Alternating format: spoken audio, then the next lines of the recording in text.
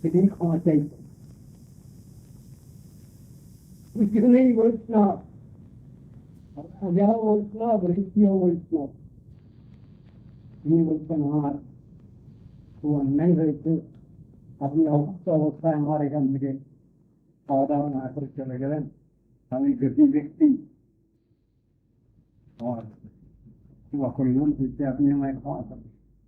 তখনও দেখে এই যে শিবলোকে গেছেন, ব্রহ্মলোকে গেছেন এবং ভগবানের সঙ্গে যে কথা হয়েছে, এই টাইমটাতে সময় কেটেছে 1 বছর। বললে তো একটা আশ্চর্য ব্যাপার, সবই আশ্চর্য লাগবে। ঘটনার পর সে ঘুরে এসেছেন 3 জায়গায়, তাতে 1টা বছর সময় লেগেছে। এখানকার টাইম নয়, দৈব পরিমিত বর্ষ এতে 1 বছর হয়ে গেল। ওই সময় এই টাইম স্পেসের ব্যাপারে এখন ক্ষমা চাওয়া চাই। তারপরে উনি পালন করলেন, এমনিও ওকে প্রসাদ দিলেন, খাওয়া দাওয়া হলো, সবই হলো, পরস্পরে ক্ষমা চাওয়া চাই হলো।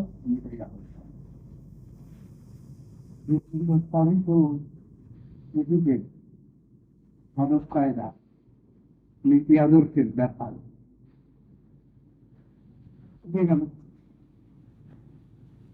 দুজনের মধ্যে কোন ভুল বুঝাবুঝি নেই,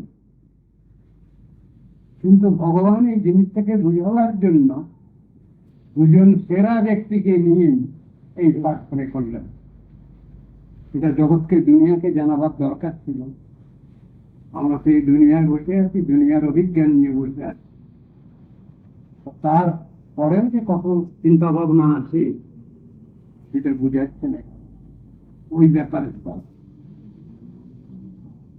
এখানে দেহরাজনী প্রশ্ন করেছেন, প্রশ্ন করলে তারপরে ভুলটা ধরা পড়লো, আমি বোধহয় ওটা বেটিকে কিছু করে ফেললাম, ক্ষমা চাইলাম। প্রশ্ন করা যদি অবান্তর হয়ে থাকে, অপ্রাসঙ্গিক যদি হয়ে থাকে, আমাকে ক্ষমা করুন। বলছি, আমার প্রশ্নের উত্তর যদি আমি শুনবার অধিকারী হই, তবে আপনি বলবেন দয়া করে, তা নাহলে আমি শুনতে চাই। আমি অনধিকার চর্চা করতে চাই, আমি ডিসিপ্লিন মেনে নিয়েই চলবো, সেটা আমি জানি। সব জিনিসের মধ্যে এইরকমই ব্যাপার। যেমন একজনকে প্রশ্ন করছেন, তার বিদ্যা বুদ্ধি পরীক্ষার জন্য নয়, তার কাছে কিছু শুনলেন, শিখবেন, জানবেন, বুঝবেন। আবার যদি বিদ্যা বুদ্ধির পরীক্ষার জন্য যদি হয়, তাহলে তো আরো রকম ব্যাপার, সেগুলো উত্তরই আসবে না, প্রশ্ন করলেও উত্তর আসবে না, ওই এক কথা দিয়ে উত্তর এসে এক শব্দতেই। প্রশ্ন করা এটা একটা খুব মেরিটের ব্যাপার।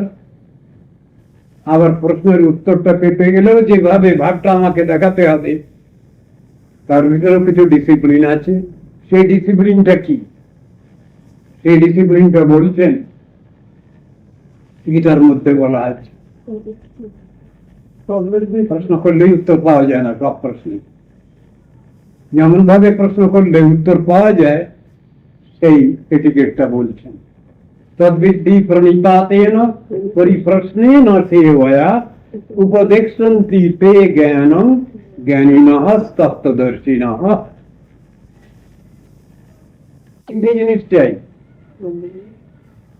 প্রশ্নকারীর এই 3টে গুণ দেখতে চান আগে উত্তরদাতা, তবে তিনি প্রশ্নের উত্তর দেবেন। প্রথমে প্রণিপাতেন আমলবিষ্যম, এটা দেখতে চান। তারপরে প্রশ্নটা তর্কের মনোভাব নিয়ে হচ্ছে কিনা, না সত্যি সত্যি আমি জানবো, শিখবো, বুঝবো, এমন ভাবটা আছে কিনা ভিতরে, সেখানে প্রশ্নটা হওয়া চাই অনেস্ট ইনকোয়ারি, এইরকম প্রশ্ন, তার্কিক মনোভাব নয়, অনেস্ট ইনকোয়ারি ব্যাপারে আপনার ট্রুথ, বাস্তব সত্যের সম্বন্ধেই আমি জানতে চাই, অন্য কোনো ফালতু প্রশ্ন আমার নয়। যে অধিকার সে বয়া সার্ভিং টেম্পারমেন্ট তার আছে কিনা, এই তিনটে জিনিস দেখলে পরে উত্তরদাতা নিশ্চয়ই যে কোনো প্রশ্ন হবে তার উত্তর দিয়ে দেবেন তিনি, শাস্ত্রানুসারে, যুক্তি অনুসারে, ইললজিক্যাল হবে না, লজিক্যাল হবে, এবং সেই লজিক স্পিরিচুয়াল লজিক। এখানকার যে লজিক আমরা পড়ি ডিডাকটিভ ইন্ডাকটিভ, এর ভিতরে একরকম ধরনের ব্যাপার, আর পারমার্থিক সংবিধানের যে আইন সেটা পৃথক, spiritual laws, rules and regulation সেগুলো আলাদা, পৃথক,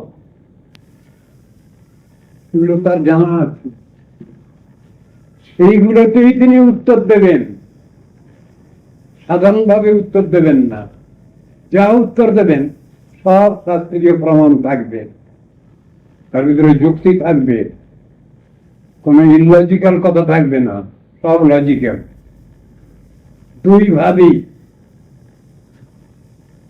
লজিক, এতে কষা বক্তব্য, এটাকে দুই ভাবি বলা হয় অন্যায় ব্যতিরেক ভাবে, হতে পারে অন্যায় ব্যতিরেক ভাবে, উত্তর অন্যায় ব্যতিরেক ভাবে, কম্পারেটিভ স্ট্র্যাটেজি হতে পারে। এই দুই রকম ভাবে আলোচনার ক্ষেত্র আছে। তিনি তাকে বলবেন, বুঝাবেন, চেষ্টা করবেন, একদিন না হয় 10 দিন চেষ্টা করবেন, 1 মাস না হয় 10 মাস চেষ্টা করবেন তাকে বুঝাবার। আমার যদি আগ্রহ থাকে আমি নিশ্চয়ই বুঝবো, সময় লাগতে পারে, এটা হতে পারে, একটু টেক টাইম, কিন্তু বুঝবো আমি, এমনই ব্যাপারটা। আমার যদি বুঝবার আগ্রহ থাকে, আমার ভিতরে বিচার যদি থাকে, আমি দেখি নাই কিছু, বুঝি নাই কিছু, দাও হে দেখায় বুঝায়, এইগুলো যদি আমি ভগবানের কাছে প্রার্থনা রাখি, আমার সুপ্রিম অথরিটির কাছে যদি প্রার্থনা রাখি, প্রার্থনা নিশ্চয়ই মঞ্জুর হবে, সামডে অর আদার নিশ্চয়ই প্রার্থনা মঞ্জুর হবে। কথাটা এইরকমই আছে, এটা বিদেহ রাজনীতির এটিকেট নয়, শাস্ত্রীয় এটিকেট। শাস্ত্রীয় মানে শাস্ত্র কাকে বলবেন? রিলিজিয়াস স্ক্রিপচার্স, এর নাম শাস্ত্র। শাস্ত্র কাকে বলা হলো? খুব সংক্ষিপ্ত ভাবে একটা সংজ্ঞা নির্ণয় করেছেন, ডেফিনিশন শাস্ত্রের। ঋগ যজু সামাথর্বাশ্চ ভারতং পঞ্চরাত্রকম মূল রামায়ণং চৈব সহস্রমিত্র বিধীয়তে। সংক্ষিপ্ত ভাবে এই উত্তরটা দেওয়া হলো। বেদ এবং বেদানুগ শাস্ত্র, শাস্ত্র বলে, শাস্ত্র শব্দ মানে শাসন বাণী, শাসন বাণী, হ্যাঁ, কার শাসন বাণী? সুপ্রিম অথরিটি, আমাদের সর্বোপরি গার্জিয়ানের শাসন বাণী। তার থেকে শাস্ত্র শব্দের উৎপত্তি হয়েছে। রিলিজিয়াস স্ক্রিপচার্স শব্দটা উৎপত্তি হয়েছে শাসন বাণী থেকে। আমরা ভারত রাষ্ট্রে বাস করি, আমরা ভারতীয় সংবিধান মানি, মানতে বাধ্য হয়েছে। কেন বাধ্য? আমি এখানকার প্রজা, ভারত রাষ্ট্রের প্রজা আমি। প্রথম মুখে আমি কেন মানব ভারতীয় সংবিধান? কেন মানব? আমি এখানকার আইন কানুনের যত সুযোগ সুবিধা আছে সেগুলো পাবো, এই জন্যই মানব। আর দ্বিতীয়ত, আমি লয়ার, সেই জন্য মানব। আমি অ্যানার্কিস্ট নই, লয়ার। দ্বিতীয় প্রমাণ, এই যে সংবিধান, এখানকার দেশ চালানোর আইন কানুন বিধিনিষেধ, এগুলো সবই চেঞ্জেবল। হচ্ছে না, সংবিধানে পরিবর্তন হচ্ছে, মডিফিকেশন হচ্ছে, অ্যাডিশন অল্টারেশন হচ্ছে, সংবিধান। শাস্ত্র যাকে বলা হচ্ছে তাকে বলা হয় স্পিরিচুয়াল কনস্টিটিউশন। এর কোনো পরিবর্তন নাই, এর কোনো মডিফিকেশন নাই, একেবারে সব বলে দেওয়া হয়েছে। এভারলাস্টিং, আনচেঞ্জেবল, এর নাম হলো পারমার্থিক সংবিধান বা শাস্ত্র। কথা শাস্ত্রের বলছেন। আমাকে কেউ একটা কথা বললেন, আমি জিজ্ঞাসা করেছি তাকে, তিনি একটা উত্তর দিলেন। তিনি বললেন আমি শাস্ত্র মানি না, প্রথমে বলে ফেললেন। তখন বলবো ঠিক আছে, আমি আপনার কাছে কিছু শুনবো না। শাস্ত্র মানেন না যদি, তাহলে আমি আপনার কাছে কিছু শুনবো না। জিনিসের পরে নির্ভর করে তো আমাকে চলতে হবে, বিচার নিয়ে চলতে হবে। আপনি যখন সেই স্পিরিচুয়াল ল মানেন না, ইউনিভার্সাল ল মানেন না, অ্যাক্সিওমেটিক ট্রুথকে মানেন না, আপনার সঙ্গে তাহলে কোনো কথা হবে না। মুখেই ওটা না করছে হয়ে যাবে তার সঙ্গে আলোচনাটা। আর যদি তিনি বলেন হ্যাঁ সবাই যে জিনিস মানে ইউনিভার্সাল ল আমিও মানি, তাহলে বলুন আপনার সঙ্গে আলাপ হবে, আলোচনা হবে। আলোচনার ভঙ্গি হচ্ছে সেইখানেই শাস্ত্রেই বুঝানো আছে কথাটা, কেবলম শাস্ত্রমাশ্রিত না কর্তব্য বিনির্ণয় যুক্তিহীন বিচারে তু ধর্মহানি প্রজায়তে।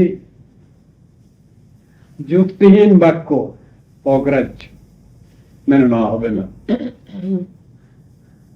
কেউ প্রশ্ন করলেন, আমি শুধু শাস্ত্রের কোটেশনই দিলাম, হবে না, দ্যাট ডোন্ট ডু। সেখানে বিচার চাই, লজিক চাই। লজিকে কথা তা নাহলে সেটা মানা যাবে না। ঋষিগণের কথা, ঋষিগণের বিচার, গ্রামণিত কথা, তারাই শিখাচ্ছেন। যার পিছনে কোনো লজিক নেই সে কথা তোমরা মানবে না, ওটা মানতে হবে না, বাজে কথা। ঋষিগণ শিক্ষা দিচ্ছেন যুক্তিহীন বিচারে তু ধর্মহানি প্রজায়তে। যুক্তিহীন যে কথা সেটাতে আমাদের নিজেদের বক্তব্য নস্যাৎ হয়ে যায়, প্রতিকার্য হয়ে পড়ে। কিন্তু ঋষিগণেরই বাক্য, তাদেরই কথা, এটা সর্বতভাবে আমাকে মানতে হবে। বিশ্বের যত বিদ্বজ্জনবরেণ্য আছেন, বিশ্বের যত চিন্তাশীল মনীষী বসে আছেন, তারা যে আইনে চলছেন আমাকে সেই আইনেই চলতে হবে, দিয়ে নয়। সাধারণ কোনো ব্যক্তিকে আমি যদি কিছু বোঝাতে যাই, তা এখানকার উদাহরণই আমাকে সেট করতে হবে। ইন্দ্রিয় রাজ্যের উদাহরণ সেট করলে তাকে বোঝানো যাবে না প্রথম মুখে, নিয়ম আছে। এখানকার উদাহরণ দিয়ে তাকে প্রথমে বুঝাতে হবে, এই ওটা আগে নয়। নদী নক্ষত্র আকাশের কোথায় থাকে এটা দেখাতে গেলে তার পাশে পাশে বড় বড় যেসব নক্ষত্র আছে তারা আছে তাদের লোকেশনটা দেখাতে হয়, তবে অতি ক্ষুদ্র অরুন্ধতী নক্ষত্রের লোকেশনটা বোঝানো যায়। সংখ্যার উদাহরণ, যার চোখের পাওয়ার কম আছে আমার মতো, তার কি হবে? আমি তো একটা ধার করা চোখ চোখে দিয়েছি না, আপনাদের তো সকলের চোখ ভালো আছে, এমনি চোখে আপনারা দেখতে পাচ্ছেন। আবার এক একজন আছেন ধার করা চোখ নিয়ে বসে আছেন, ধার করা চোখ। এই চোখটার নাম কি? উপচক্ষু সংস্কৃতে বলে একে। স্পেকটেকল, চশমা হলো ধার করা চোখ। আমার চশমার পাওয়ার কম আছে, আমি পাওয়ারটা নিয়েছি, তাতে আমি দেখতে পাচ্ছি। ধার করা, ধার করা জিনিস নিয়ে কদিন চলবে আমার? সম্পত্তি পৈতৃক সম্পত্তি বটে, কিন্তু একেবারে সুপ্রিম অথরিটির নয়। কি করবো তাহলে? ধার করা জিনিস নিয়ে কদিন খাবো, কদিন চলবো?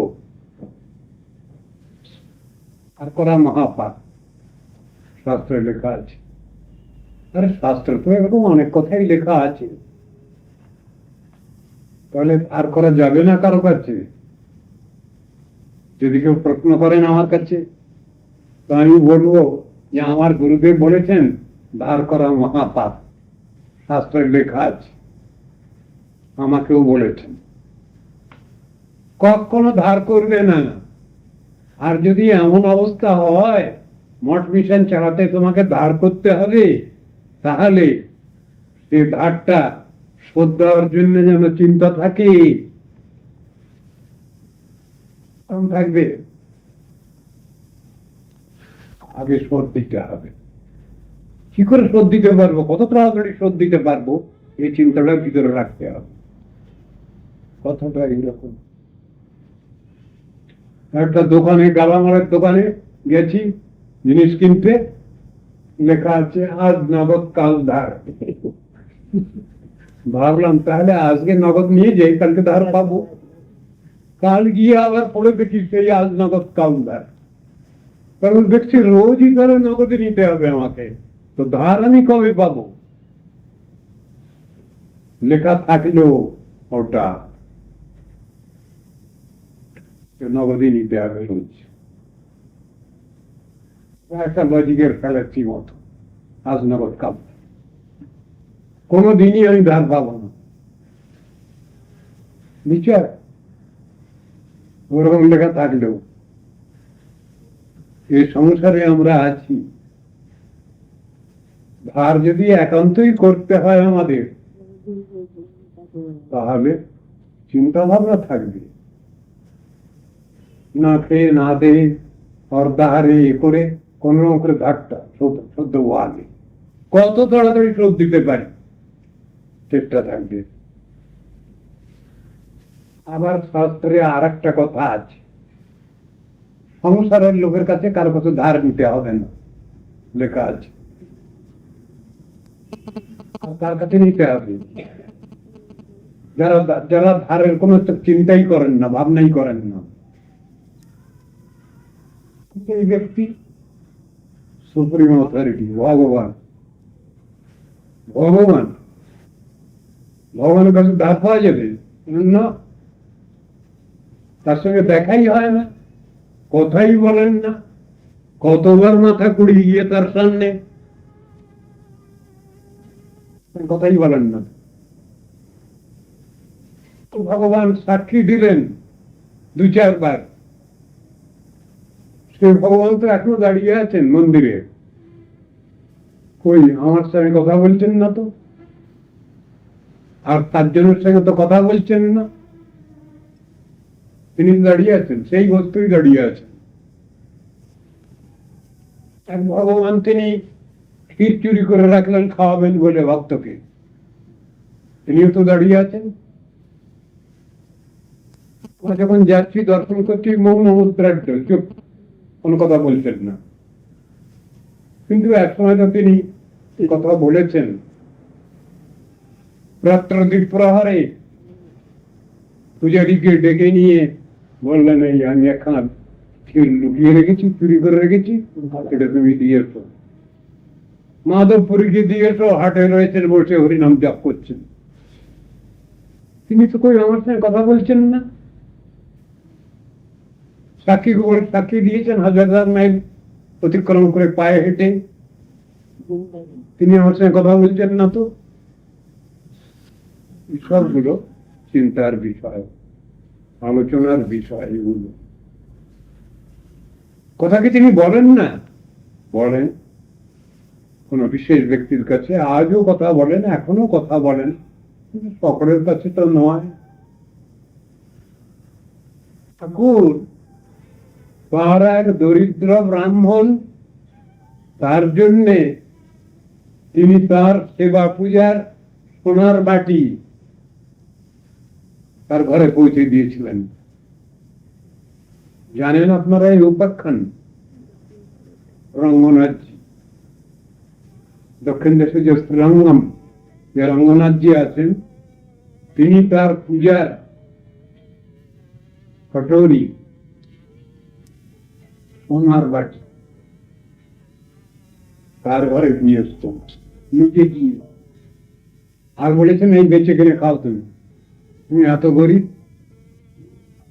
তারপরে কোন রকমে ধরা পড়ে গেছেন তিনি, আর খুব মার খুবই আদমরা করে ফেলেছে। আর দরজা খুলল না। মঙ্গল আরতি হবে ভোরবেলায়, আর দরজা খুলল না। দিন চলে গেল,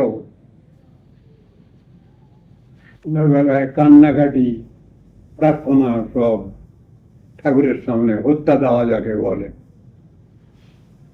বললেন, আমার একান্ত ভক্তকে তোমরা মারধর করেছ, বাকি তো আমি পৌঁছে দিয়ে এসছি, তাহলে আমি চোর? আমার জিনিস আমি যাকে ইচ্ছা দেবো, তোমাদের করবার কোনো অধিকার নেই। কি বলবার? তার কাছে ক্ষমা চাও। আপনি দরজা খুলবে, সন্ধ্যা কেটে গেছে, সন্ধ্যারতিও হয়নি, রাত 8টা-9টায় দরজা খুলেছে, আপনা থেকেই খুলেছে দরজা। তাহলে ঠাকুর ব্যবস্থা নেন না? কি বলল? মানে শ্রদ্ধা আছে, স্নেহ মমতা আছে, ভুল বোঝাবুঝি নাই, সেখানে তো ঠাকুর সাড়া দেন। আজও তো ব্যাপার আছে। ভগবান নিজেই ইচ্ছা করে যদি এটা করেন, কার কি বলবার আছে? এই অনন্ত বিশ্ব তো তারই। আমরা কেন মনে করছি এটা আমাদের ভোগের বস্তু? মুশকিল হয়ে গেছে তো এইখানে। আর কিছু আছে ঠাকুরের সব। এই কথাই তো বেদে উপনিষদে বলা আছে, জগৎ তেন তৎসেন ভঞ্জিতা মা সিদ্ধানম। কি বললেন? এই জগতে যা কিছু জিনিস আছে, অনন্ত বিশ্বে অনন্ত সৃষ্টি, যত সব এলিমেন্ট, সব ভগবানেরই সেবা উপকরণ। আমি কেন মনে করছি এটা আমার? তিনি আমার জন্য যতটুকু রেশন কোষে রেখেছেন, আমি ততটুকুই নেব, ততটুকুই পেতে পারি, তার বেশি পেতে পারি না। সে কথা তো শাস্ত্রেই লেখা আছে। যখনই আমি বেশি কিছু চাই, পাই না, না পেলে মন খারাপ হয়, রাগ করি ঠাকুরের পরে। ঠাকুর তুমি সবই দাও, আর এখানে আমাকে তো কিছুই দিচ্ছ না, মুশকিল হয়ে যাচ্ছে তো। ঠাকুরকে এমন অবিশ্বাস করলে হবে? ঠাকুরকে অবিশ্বাস করলে হবে? বিশ্বাস রাখতে হবে, তারপর নির্ভরতা রাখতে হবে, কান্নাকাটি করতে হবে, তব পাদ পদ্মনাথ রক্ষিবে আমারই, আর রক্ষা কর্তা নাই এ বব সংসার। তার তো অনেক আত্মীয় স্বজন, তিনি তো কারো উপরে নির্ভর করছেন না, ঠাকুরের কাছে সব সঙ্গে দিয়ে বসে আছে। অনেক আত্মীয় স্বজন আমার আছে বটে, কিন্তু ঠাকুর তোমার মতো আত্মীয় তো কেউ নাই আমার। তুমি আমার একমাত্র আত্মীয়, তুমি আমার একমাত্র স্বজন। সেখানে বলেই ফেলছেন গান্ধারীর মতো, তমেব মাতা চ পিতা তমেব, তমেব বন্ধুশ্চ সখা তমেব, তমেব বিদ্যা দ্রবিণং তমেব, তমেব সর্বং মম দেব দেব। হরে কৃষ্ণ। কান্নাকাটি, এই কান্নাকাটি যদি আমাদের থাকে, তাহলে ভগবান নিশ্চয়ই আমাদের সব ব্যবস্থা নিচ্ছেন, নেবেন, নিয়েছেন। এটাই প্রমাণিত সত্য। আমরা বুঝি চাই নাই বুঝি, কান্নাকাটি যদি থাকে বরাবর, নিশ্চয়ই ভগবান আমাকে বুঝিয়ে দেবেন, প্রেরণা দেবেন, আমাকে বুঝাবেন। আমি খুব অবুঝ হলেও আমাকে বুঝাবেন, তিনি ছাড়বেন। কিন্তু লোকের কাছে যদি আমি ওইটা আশা করি, হবে না, হবে না। আমি পেতে পারি না ওখানে, ও ব্যবস্থা, ও ব্যাপার আমি পেতে পারি না। এটা জেনে রাখতে হবে। ঠাকুর সবই করেন, পারেন। তাঁর যে ধৈর্য, অনন্ত অসীম ধৈর্য, সেই ধৈর্য তো আমাদের নাই। যে ধৈর্য থাকলে আমরা সাধন ভজন পথে অগ্রসর হব, সাধন ভজন পথে আমরা পরীক্ষায় উত্তীর্ণ হব, সেই ধৈর্য তো নাই। শাস্ত্রে বলা আছে হিমালয়ের মতো ধৈর্য। পুরী বাবা, হিমালয়ের মতো ধৈর্য বলে? হ্যাঁ, কত কাল ধরে হিমালয়ে কত ঝড় ঝঞ্ঝা সহ্য করে যাচ্ছেন। সাধন পথে যারা অগ্রসর হচ্ছেন, সাধক সাধিকা, তাদের ওই রকম ধরনের ধৈর্য না থাকলে ভগবানের কাছে পরীক্ষায় পাস করতে পারি না তো। কিন্তু পরীক্ষায় সবাই ফেল করেন এ কথা নয়। ভালোভাবে পাস করা, ভালো ডিভিশনে পাস করা, এটা তো দরকার আছে। থার্ড ডিভিশনে পাস করলাম, কি লাভ আছে? সেকেন্ড ডিভিশনে পাস করলাম, কি লাভ আছে? ফার্স্ট ডিভিশন হয়েছে, তারপরে আবার অনার্সে ফার্স্ট ক্লাস ফার্স্ট। সবগুলোই তো আমাকে চিন্তা করতে হবে।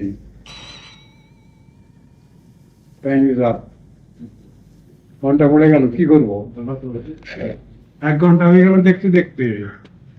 এইরকম করে সময় আমাদের চলে যাচ্ছে, সময় মূল্যায়ন তো করতে পারছি না। কিভাবে কোথা দিয়ে সময় চলে যাচ্ছে, টাইম এন্ড টাইড উঠ ফর নান। কারোর জন্য অপেক্ষা করছে না। বিবিধায় নাহি রহে স্থির, সহায় সম্পদ বল সকলে ভূচালোকা, আই নম পদ্মপত্রিণী। আমি তো অসময়ে সংগ্রহ করতে পারছি না। রাত্রে ভগবান বাঁচিয়ে রাখেন আমাকে, আবার কাল দেখা হবে, আবার কাল কিছু বলার চেষ্টা করবো।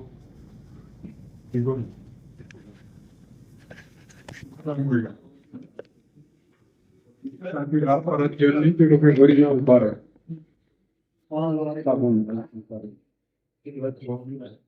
এই তো করে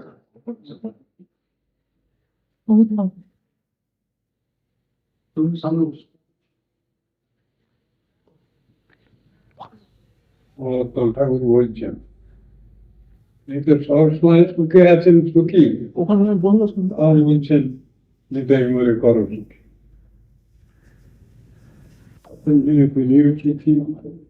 চাচ্ছেন যারা দুঃখে আছে তারা তো মেয়েতে চাইবেই। কি হবে ব্যবস্থা করলেন?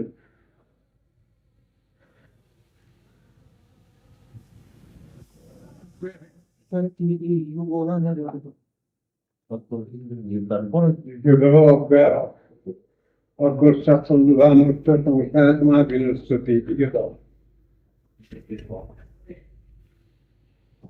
থাকলে ক্ষতি হয়ে যায় না, স্কেপটিক ম্যান থাকলে ক্ষতি হয়ে যায় না, সঞ্চয় অদ্ভুত দাঁড়ি করে ক্ষতি হয়ে যায় না। তো দেওয়া আছে শাস্ত্রে।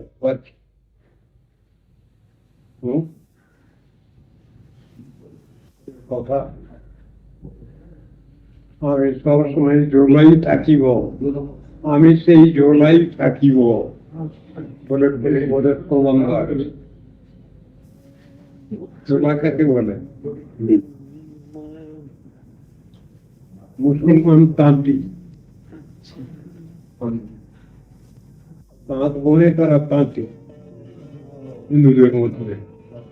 আর মুসলমান যারা তাঁতি কাজ করে তাদের বলে জোলা। সরস্বতী সংবাদ একটা রহস্য করে একটা প্রবন্ধ লিখেছেন, আমি সেই জোলাই থাকিব। তোমরা যত উপদেশই করো না কেন, যত হরিকথাই বলো না কেন, আমি সেই জোলাই থাকিব। এই যদি প্রতিজ্ঞা নিয়ে কেউ বসে থাকে তাহলে তাকে জোলাগিরি ছাড়াবে কি? বিচারের কথা। আমরা সবাই বুঝে বসে আছি যে আমাদের কিছু হবে না, চেষ্টা করে কি হবে? তাহলে তো সব চেষ্টাই নিষ্ফল, বিফল। আচ্ছা, বিফল সে কেন দুর্বল, সে কেন অজ্ঞান জ্ঞান?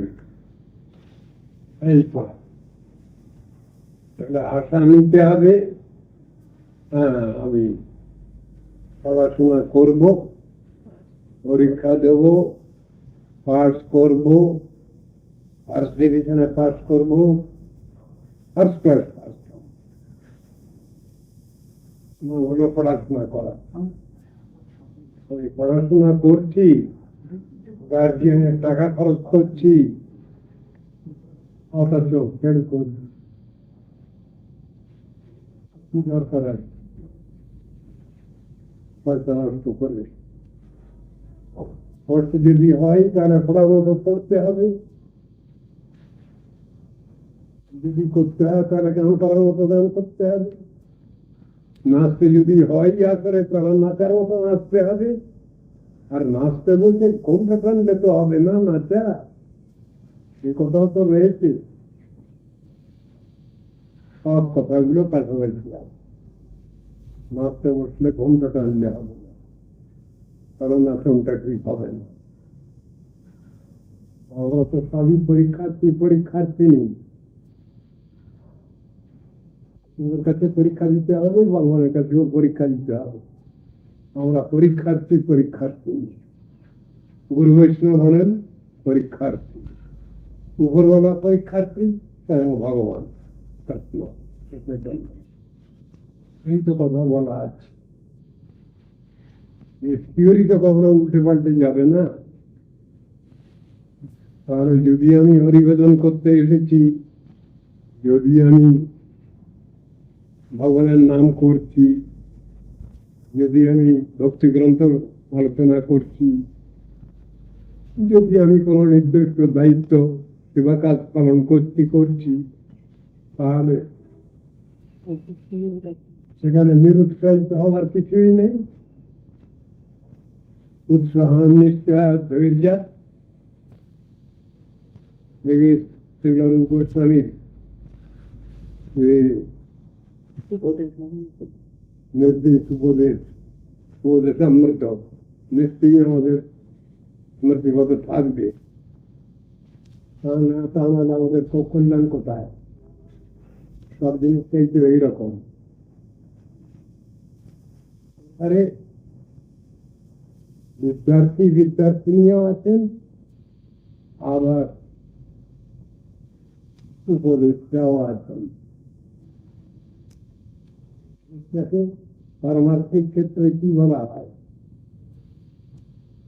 গুরু বলা হয়, উপাধ্যায় বলা হয়।